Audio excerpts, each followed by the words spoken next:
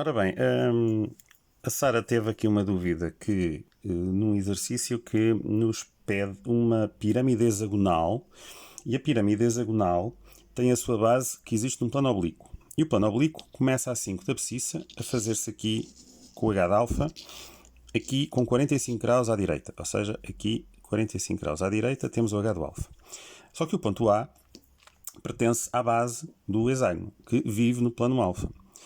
O A também pertence ao bêton 3, porque nos dizem que a diagonal AD do nosso hexágono, ela tem exatamente que viver no beta 13. É uma diagonal que pertence ao beta 13.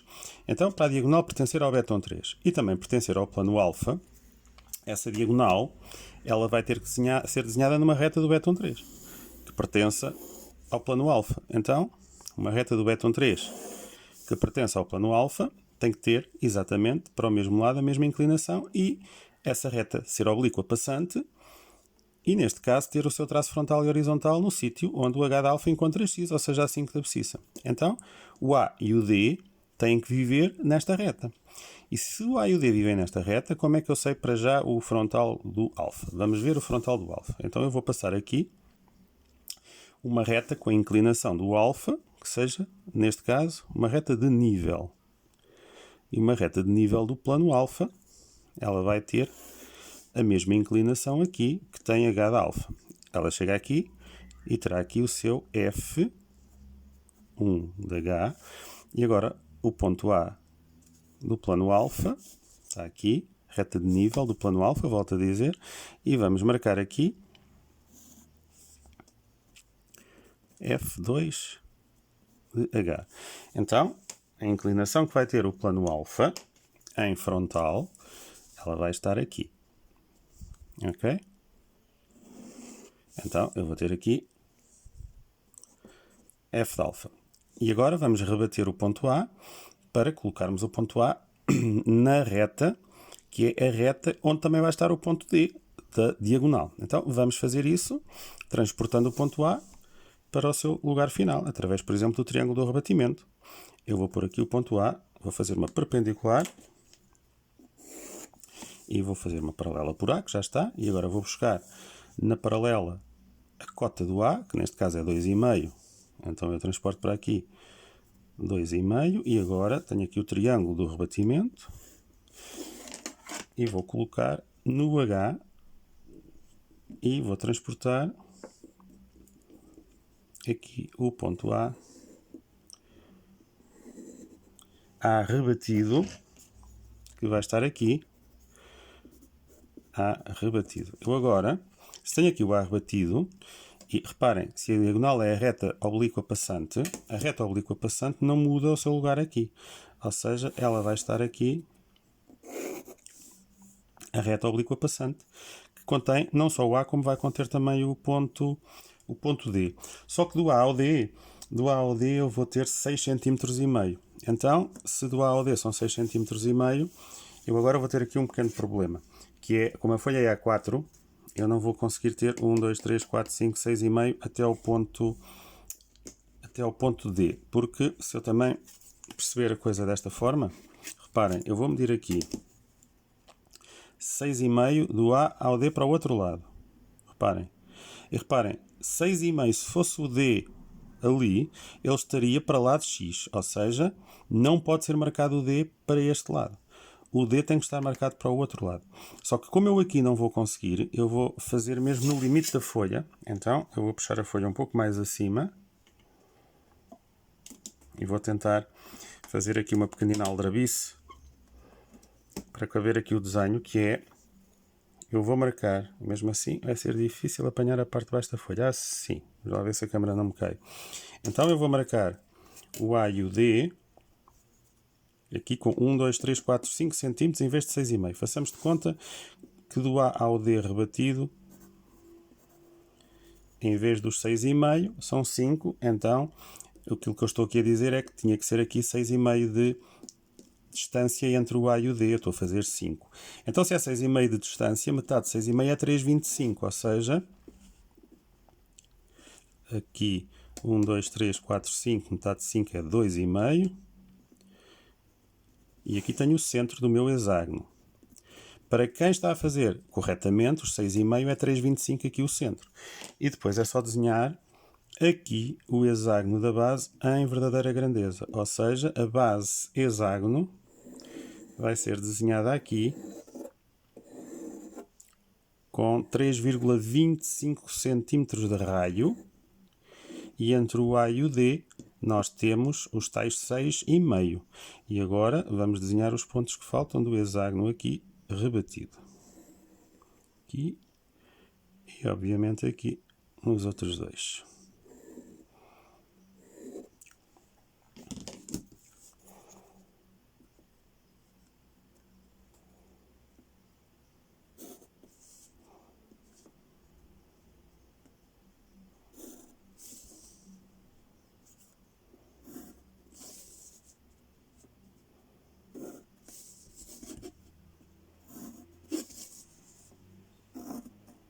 Então cá está o hexágono rebatido. Então como é que eu posso? Eu posso já transportar o ponto D diretamente para a reta. Eu se vier aqui tirar já do ponto D uma perpendicular a X, a H de alfa, aqui, diretamente para a reta.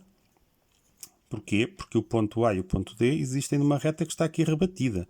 Então esta reta está aqui em 1, está aqui em 2. Então eu já tenho aqui o ponto D em 1 e o ponto D em 2 estará com a mesma cota, os mesmos valores, reparem aqui, portanto, 4,5, 4,5, eles têm, a reta pertence ao beta 3.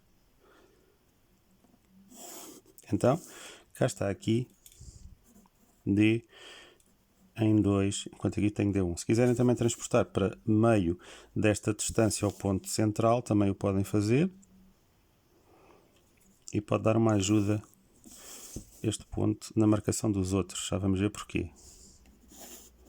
É que este é, digamos assim, o ponto central da nossa pirâmide e ele é importante para depois tirarmos a altura da pirâmide, já lá vamos. Então temos aqui o ponto central, O em 1 e aqui o ponto central, O em 2. Vamos agora buscar estes pontos que nos faltam. Estes pontos vão ser desenhados fazendo contra-rebatimento, também pode ser feito com o triângulo do rebatimento, ou fazer os pontos, reparem, eles estão na linha de chamada, aqui, do ponto central. Quando eu os contra-rebater, está aqui a 90 graus, eu aqui, exato, tenho que os trazer como deve de ser, ou seja, estes dois pontos, eles vão estar nesta linha de chamada. E agora eu tanto posso ir buscar retas, como fazer o contra-rebatimento através do triângulo do rebatimento. Então é isso que eu vou fazer.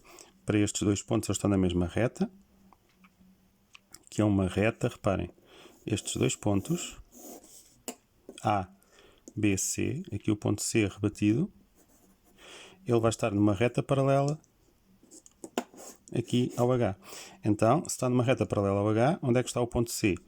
Está numa reta que nós temos logo aqui o seu lugar encontrado, aqui C1. Porquê? Porque é uma reta de nível que está aqui, paralela, então o C1 vai estar aqui. E a mesma coisa a partir do D rebatido. O D rebatido, que está aqui, ora, se D está aqui, ele encontra-se numa reta aqui, paralela, o lugar aqui. Do outro ponto, que só tenho A, aqui vou ter o B rebatido, C rebatido, D, E rebatido e aqui o F rebatido. Então, o ponto que aqui tenho é o F rebatido. Então, F, A, D, C. Onde é que estão o B e o E? Eu vou ter que os encontrar a partir exatamente daquilo que seria a marcação dos pontos numa reta que eu posso aqui agora ver. Eles vão estar os dois nesta linha de chamada, mas a que distância é que eles estão efetivamente um do outro? Então vamos ver. Se eu vier aqui buscar uma reta, vamos buscar o ponto B através do contra-rebatimento de uma reta de nível do plano. Reparem que a reta aqui está uma reta que aqui está, ela vai estar rebatida. Então, vamos ver o contrarrebatimento desta reta ou deste ponto. Vamos fazer... Reparem como é que nós fizemos o triângulo do rebatimento. Vamos fazê-lo ao contrário. Há pouco rebati o ponto A através do triângulo do rebatimento. Então, eu agora vou buscar aqui, ao ponto B rebatido, aqui, esta medida. E agora, aquilo que eu faço é, com a mesma inclinação, reparem, é aqui que está, tal como aqui estava, o local onde encontro a inclinação do triângulo do rebatimento. Então, com a mesma inclinação, vou encontrar aqui a auxiliar que depois me permite saber o local correto, onde está aqui o B em 1. E qual é a medida da cota? Nesta medida da abscissa,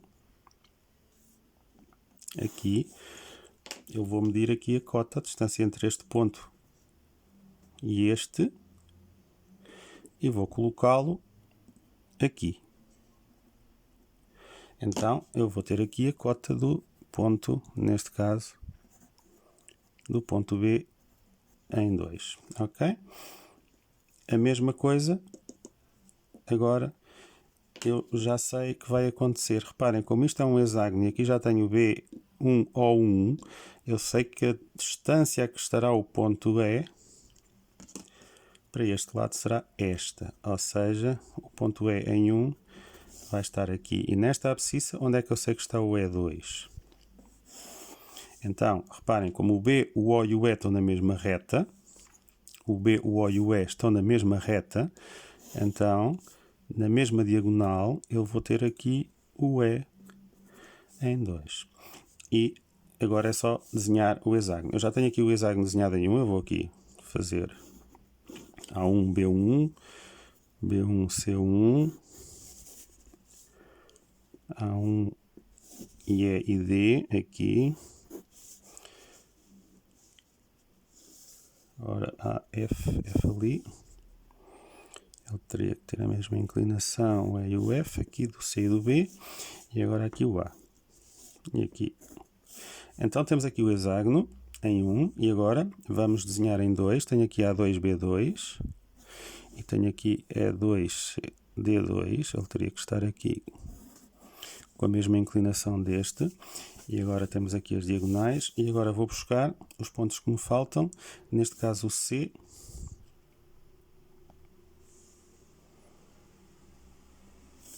O ponto C que está aqui.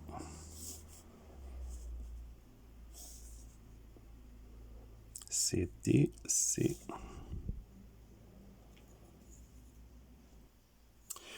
Ora bem, então o C eu transporto aqui para cima. Reparem que o C está na mesma reta de nível que passa no ponto A, já tinha aqui desenhada. Então a cota do C é igual à cota do A, vai estar aqui, C2. E depois o ponto D e F têm a mesma, isto não é F rebatido, isto aqui é F1, peço desculpa.